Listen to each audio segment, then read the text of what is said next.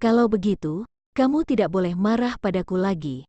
Melihat Ezra akhirnya mau berbicara, Kina mulai tawar-menawar. Ya, Ezra mengangguk, lalu berkata dengan serius, kalau kedepannya kamu punya pertanyaan, kamu boleh langsung bertanya kepada aku. Jangan mengetes aku, paham? Tidak akan lagi. Kina mengangguk-angguk, lalu memasang muka cemberut, menatap Ezra dengan tampang sedih, kakiku sakit. Bukankah aku menyuruhmu jangan bergerak? Wajah Ezra yang tampan dan dingin memuram lagi. Dia menggendong Kina kembali ke tempat tidur. Tadi kamu marah dan mau pergi. Aku panik dan seketika lupa. Kina menundukkan kepala, membantah dengan kurang percaya diri meskipun dia tahu bahwa Ezra bukan mau meninggalkannya, melainkan hanya meninggalkan kamar untuk sementara waktu, tapi dia tetap tidak bisa menahan diri untuk tidak panik. Alhasil, dia pun bergegas maju untuk menghentikannya. Aku cuman mau meminta pelayan untuk memindahkan barang-barang ke ruang ganti. Ezra menjelaskan dengan sabar, tapi kamu marah, aku mencoba untuk meredakan amarahmu. Aku sudah tidak marah lagi, Ezra menghela nafas di dalam hati. Dia menyadari bahwa begitu istri kecilnya ini menjadi keras kepala, itu sungguh membuat sakit kepala. Kina selalu dapat memprovokasi emosinya dengan mudah, tetapi dia malah tidak bisa mengapa-apakannya. Beberapa saat kemudian, Ezra mendatangkan pelayan, kemudian membawa Kina ke taman belakang untuk mencari udara segar. Kina mengenakan mantel dan duduk diam di bangku sambil bersandar pada Ezra. Tidak ada komunikasi antara mereka. Saat matahari terbenam, angin sepoi-sepoi bercampur dengan sinar matahari. Nyaman, hangat dan tenteram. Usai makan malam, Kina kembali ke kamar dan mandi, lalu berbaring di tempat tidur dan membuka Weibo. Bukankah aku pernah bilang jangan main ponsel dengan posisi baring? Nanti ponsel jatuh dan mengenai wajahmu lagi. Saat keluar dari kamar mandi, Ezra mengernyit dan menegur ketika melihat Kina bermain ponsel dengan posisi baring. Begitu Ezra selesai berbicara, Kina belum sempat berbicara, tapi tangannya bergetar dan ponselnya jatuh mengenai wajahnya. Aduh, pekiknya dengan suara rendah, konsekuensi dari tidak menuruti nasihat. Sambil berkata, dia membuka selimut dan naik ke tempat tidur. Itu karena suaramu yang mengejutkanku, Kina tampak cemberut. Ezra tidak lihai berdebat, dia mengesampingkan ponsel Kina, menariknya ke dalam pelukan. 10:30, waktunya tidur, dada yang hangat membakar tubuh Kina, nafas panas yang menyemburi wajahnya membuatnya sedikit gemetar. Dia mendorong Ezra dengan kedua tangan, bertanya dengan suara rendah dan wajah merah. Bolehkah kamu tidur saja malam ini, jangan sembarangan. Tadi malam Ezra terlalu gila sehingga dia tidak tahan, tubuhnya masih sakit sampai sekarang. Aku tidak akan bertindak sembarangan, maaf, aku menyakitimu tadi malam, kata Ezra dengan serius di dekat telinganya. Dia mengira dirinya sendiri adalah orang dengan kontrol diri yang kuat. Namun, begitu bertemu dengan Kina, semua kontrol dirinya berubah menjadi awan asap. Kina terlalu antusias tadi malam, beberapa kali dia ingin berhenti, tetapi tubuhnya selalu lepas kendali. Kina membenamkan wajah di dadanya, bergumam, aku tidak akan pernah merayu kamu lagi. Harganya terlalu berat, lalu bagaimana dengan hadiah yang kuberikan padamu? Sebenarnya dia lumayan suka dengan Kina yang sesekali mengambil inisiatif. Kina meremas tinju kecilnya dan meninju dada Ezra, diam-diam mengutuk preman. Dia mendengus, tidur, selamat malam, Ezra mencium keningnya, memeluknya dengan lembut. Tidur dalam pelukan, mimpi malam yang indah. Setelah sarapan, Ezra mengantar Kina ke Universitas R untuk bekerja. Setelah istirahat selama 2 hari dan ditambah dengan salep khusus yang diberikan Ezra, Kina sudah bisa berjalan. Land Rover hitam berhenti di depan gedung kantor guru. Ezra bertanya dengan cemas, perlukah aku membawamu ke kantor? Bagaimana kalau kamu memapah aku sepanjang kelas? Kina tersenyum bercanda, menambahkan, jangan khawatir, aku baik-baik saja. Aku akan memesankan makanan untukmu nanti siang. Aku punya urusan di sore hari, sopir yang akan menjemputmu nanti. Ucap Ezra, iya, oke. Kina mengangguk cepat. Tidak lama setelah tiba di kantor, ketua kelas Ezikra mengetuk pintu dan masuk. Bu Libra, pagi-pagi, ada apa Kenny? Kina bertanya dengan senyum tipis. Kenny meletakkan sebuah kotak di meja, berkata, Bu Libra, aku mendengar bahwa kakimu terkilir. Ini adalah obat yang sangat efektif untuk keseleo. Kami membelinya dengan uang kas kelas. Kilatan kejutan melintas di mata Kina, kemudian sentuhan haru melonjak di hatinya. Dia tidak bisa menahan lapisan kabut yang menutupi mata, berkata dengan penuh terima kasih. Kalau begitu, tolong sampaikan rasa terima kasih Ibu kepada semua teman-teman kelas. Sama-sama, Bu Libra. Sebenarnya Bu Libra bisa istirahat sampai kakinya sembuh. Bahasa Jerman Ezikra sangat bagus. Dia membantu kami belajar bahasa Jerman secara otodidak, jadi Bu Libra tidak perlu khawatir pelajaran kami akan terganggu. Kenny sengaja menyebut Ezikra. Kina terbengong sejenak. Mengingat Ezikra memiliki perasaan seperti itu pada dirinya, dia tidak menjawab kata-kata Kenny. Setelah mengobrol beberapa saat, Kenny meninggalkan kantor. Sudut tangga Tuan Muda Okto, obatnya sudah diberikan kepada Bu Libra. Sesuai instruksi kamu, aku memberitahu Bu Libra bahwa obat itu dibeli dengan uang kas kelas. Kata Kenny dengan hormat kepada remaja berwajah lembut di depannya. Gara-gara skandal Bu Libra, identitas Ezikra sebagai Tuan Muda Okto pun terungkap. Keluarga Okto juga telah mengklarifikasi rumor Ezikra yang menaksir Bu Libra, mengatakan bahwa itu hanya interaksi antara keponakan dan tante. Klarifikasi tersebut ditulis dengan sempurna dan masuk akal. Jadi, semua orang tiba-tiba menyadari bahwa pengejaran Ezikra terhadap Bu Libra hanyalah tipu daya untuk membantu pamannya menyingkirkan orang-orang yang ingin menaksir tantenya. Tapi setelah kejadian ini, Kenny tidak berpikir seperti itu lagi. Namun, dia tidak akan mengatakan tebakan tersebut. Gadis yang menyebarkan rumor telah diperintahkan untuk putus sekolah dan juga digugat, bahkan bisnis keluarganya pun terpengaruh. Apakah Nyonya Kina mengatakan sesuatu? Ezikra bertanya dengan lembut. Dia tahu bahwa Kina menghindarinya, walau dia menelepon Kina, Kina juga jarang angkat. Jika dia membawakan obat kepadanya secara pribadi, walau Kina tidak menolak, Kina juga pastinya tidak akan pakai. Memikirkan pembicaraan mereka pada hari itu dan Kina malah memberitahu pria itu, Ezikra merasa sangat kesal. Baiklah, Kina lebih memilih untuk mempercayai pria itu tanpa syarat daripada mempercayai dirinya. Suatu hari, dia akan membiarkannya tahu yang sebenarnya. Bu Libra cuman memintaku untuk berterima kasih kepada teman-teman sekelas karena sudah menggunakan uang kas kelas untuk membeli obat. Ketika aku menyebut kamu, dia mengalihkan topik pembicaraan. Benarkah? Gumam Ezikra dengan kecewa, lalu berkata, terima kasih sudah membantu aku. Ayo kembali ke kelas. Kina semakin menjauhkan diri darinya, tetapi dia merasa bahwa pria itu yang menyuruh Kina bertindak seperti ini. Memikirkan hal ini, hati Ezikra dibanjiri rasa sakit dan dendam. Suatu hari, dia akan mendapatkannya.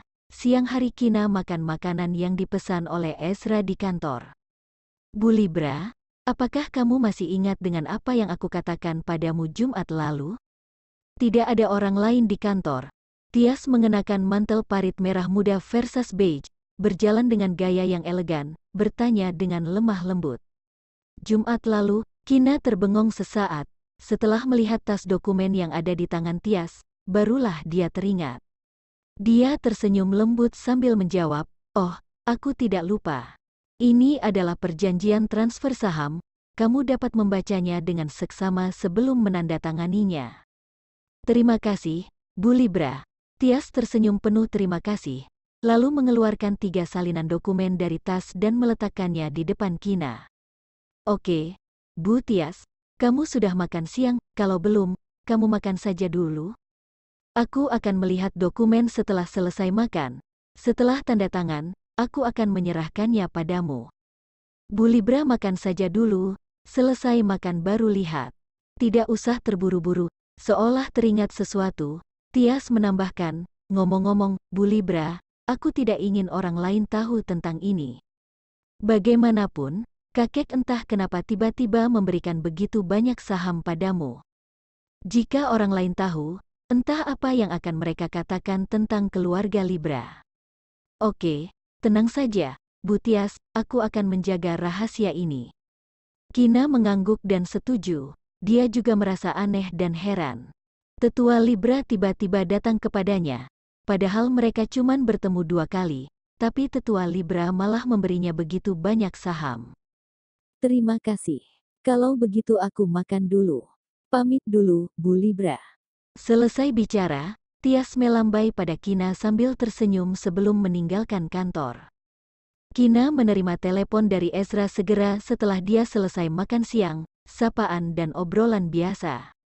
Karena kata-kata Tias, dia pun tidak memberitahu Ezra tentang saham. Tidak lama setelah mematikan telepon, asisten tetua Libra, Scarlett, datang ke kantor. Bu Libra, Tuan Besar kami mencarimu. Kina secara naluriah ingin menolak, tetapi memikirkan apa yang dikatakan Tias, dia menahannya. Oke, dia menyetujuinya, lalu meletakkan tas dokumen di laci meja dan menguncinya. Baru kemudian pergi dengan Scarlett, mereka masih bertemu di ruangan VIP di kafe dekat kampus.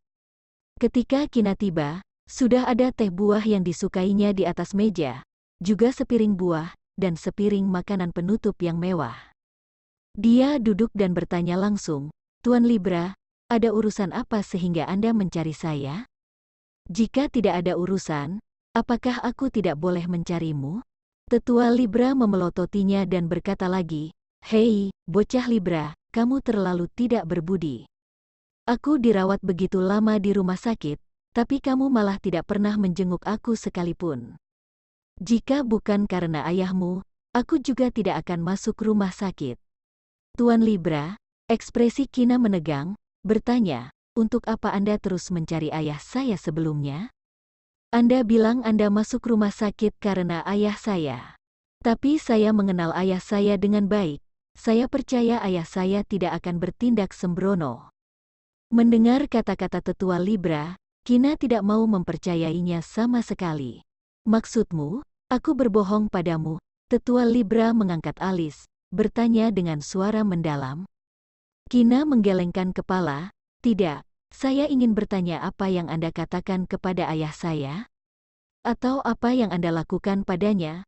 Masalah itu sudah berlalu, dan aku tidak berniat untuk mempermasalahkannya lagi. Tetua Libra melambaikan tangan dan berkata, jangan bicarakan itu lagi, hari ini aku mencarimu untuk hal lain.